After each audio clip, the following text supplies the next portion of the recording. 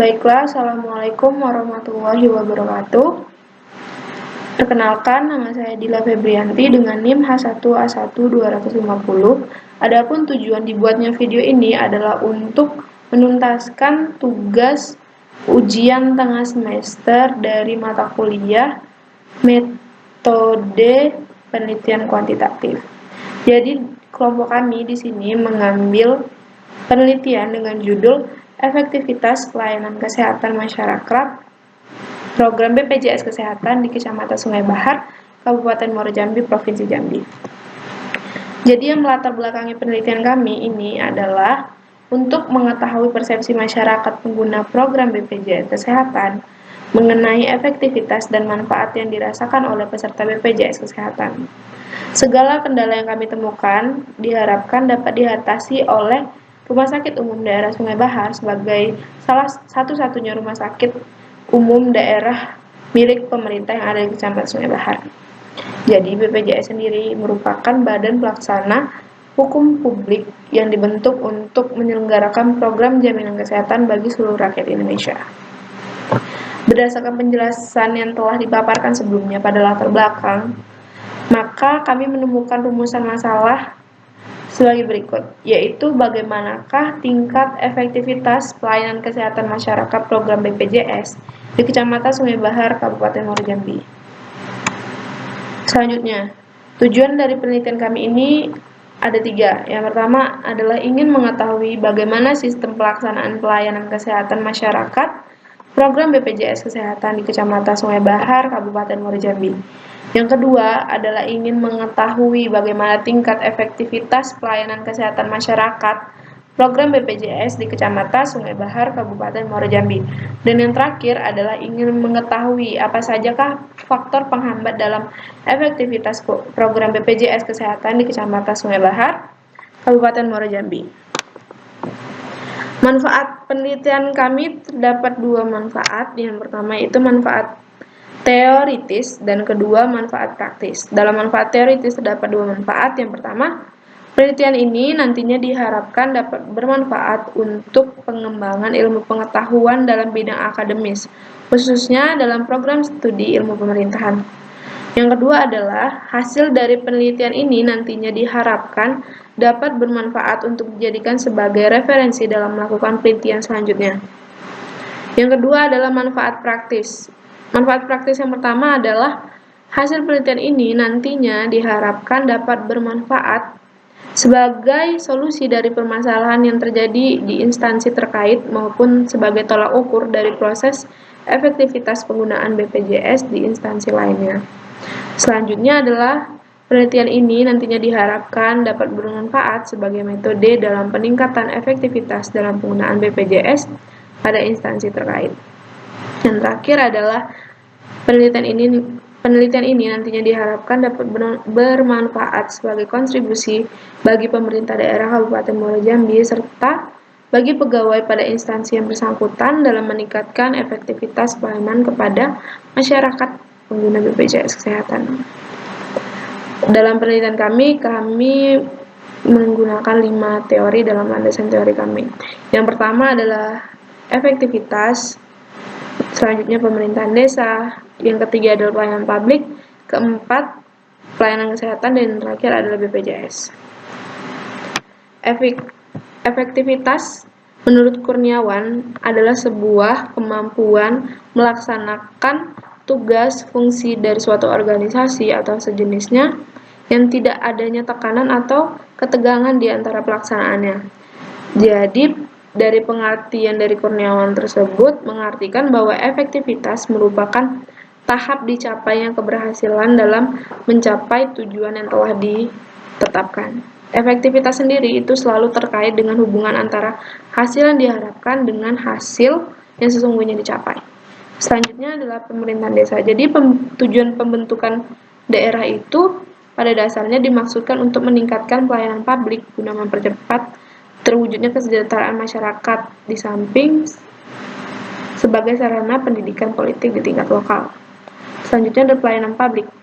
Pelayanan publik itu dapat diartikan sebagai pemberi pelayanan atau melayani keperluan seseorang atau masyarakat yang mempunyai kepentingan organisasi. sesuai dengan aturan pokok dan tata cara yang telah ditetapkan. Jadi, dengan demikian dapat disimpulkan bahwa pelayanan publik adalah pemenuhan keinginan dan kebutuhan masyarakat oleh penyelenggara negara. Selanjutnya adalah pelayanan kesehatan. Pelayanan kesehatan itu adalah upaya yang dilakukan oleh suatu organisasi baik secara sendiri atau bersama-sama untuk memelihara dan meningkatkan kesehatan guna mencegah dan menyembuhkan penyakit serta memulihkan perseorangan, kelompok, ataupun masyarakat. Yang terakhir adalah BPJS. BPJS atau Badan Penyelenggara Jaminan Sosial merupakan badan hukum publik yang dibentuk untuk menyelenggarakan program jaminan sosial dan juga badan hukum yang dibentuk untuk menjalankan program jaminan kesehatan. BPJS sendiri ini terdiri dari dua, yaitu BPJS Kesehatan dan BPJS Ketenagakerjaan. Selanjutnya adalah hubungan antar variabel. Jadi terdapat dua variabel di sini.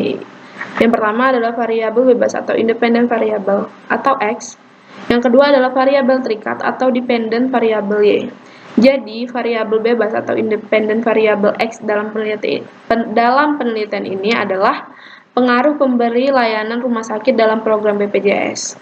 Tahapan ini adalah inti dari penelitian, yaitu untuk mengetahui bagaimanakah pengaruh pemberi layanan rumah sakit dalam program BPJS terhadap efektivitas pelayanan. Selanjutnya adalah variabel terikat atau dependent variable Y. Adalah variabel yang dipengaruhi atau yang menjadi akibat karena adanya variabel bebas atau variabel X tadi. Jadi yang menjadi variabel terikat atau variabel dependent variabel Y dalam penelitian ini adalah efektivitas rumah sakit dalam memberikan pelayanan pengguna program BPJS. Selanjutnya adalah hipotesis atau dugaan sementara. Jadi hipotesis ini menurut Sugiono merupakan jawaban sementara terhadap rumusan masalah. Karena sifatnya masih sementara, maka perlu dibuktikan kebenarannya melalui data yang terkumpul. Jadi hipotesis adalah suatu jawaban yang bersifat sementara terhadap permasalahan penelitian sampai terbukti melalui data yang terkumpul. Roger sendiri mengartikan hipotesis adalah dugaan tentatif tunggal yang digunakan menyusun teori atau eksperimen yang diuji.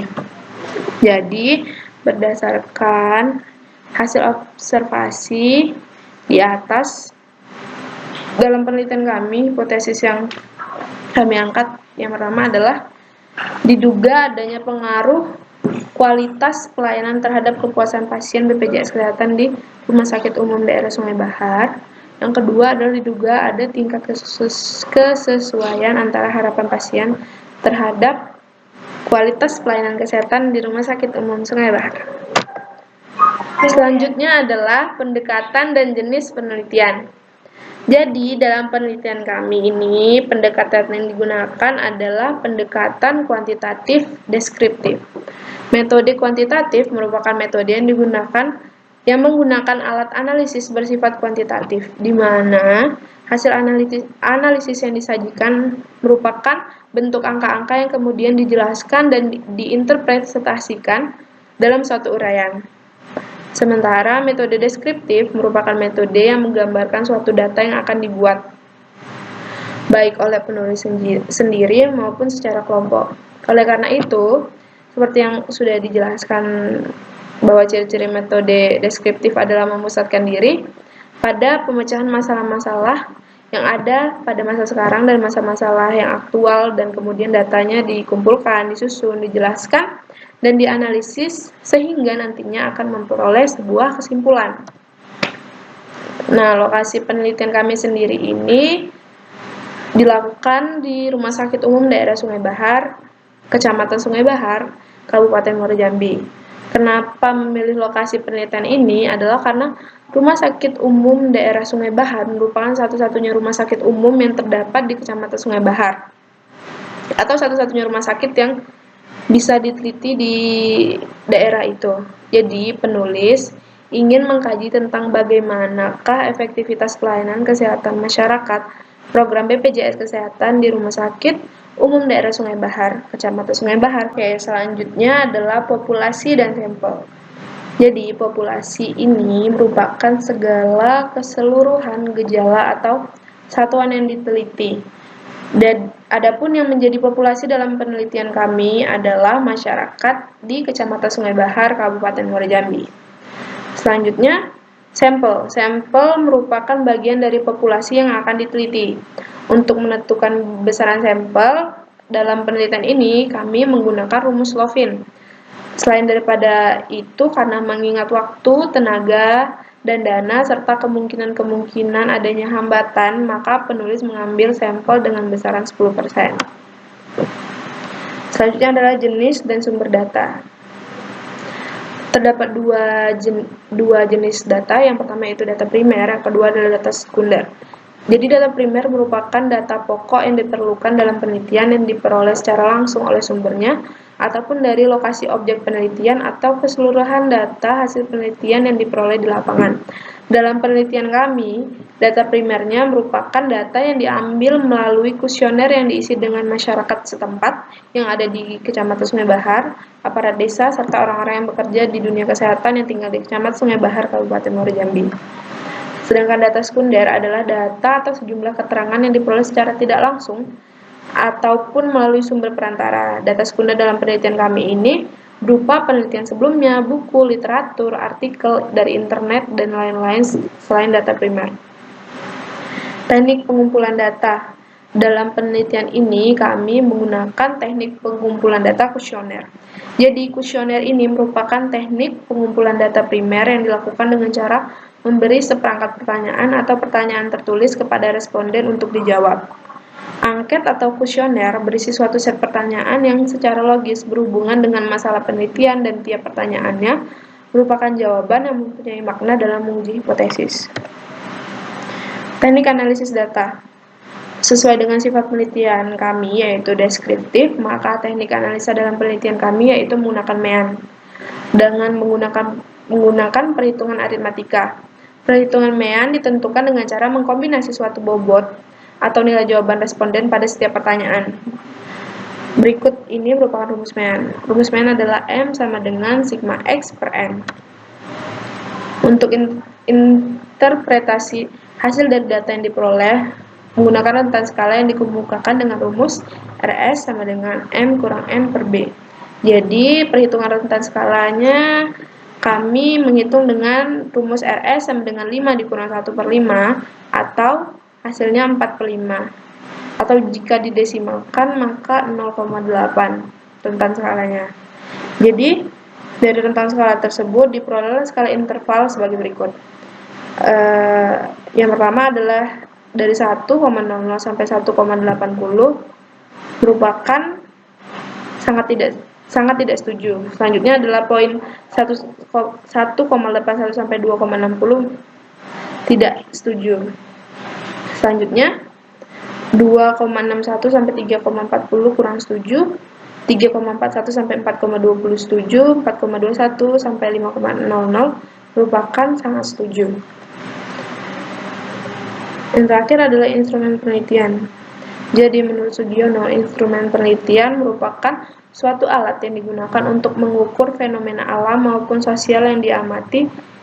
Instrumen atau alat ukur dalam penelitian ini berupa angket atau kuesioner yang berisi butir-butir pertanyaan untuk diberi tanggapan kepada subjek penelitian. Penyusunan kuesioner tersebut itu berdasarkan pada konstruksi teoritis yang telah disusun sebelumnya. Kemudian atas dasar teoristik tersebut dikembangkan dalam indikator-indikator, dan selanjutnya dikembangkan dalam butir-butir pertanyaan di mana pemberian skornya menggunakan skala Likert.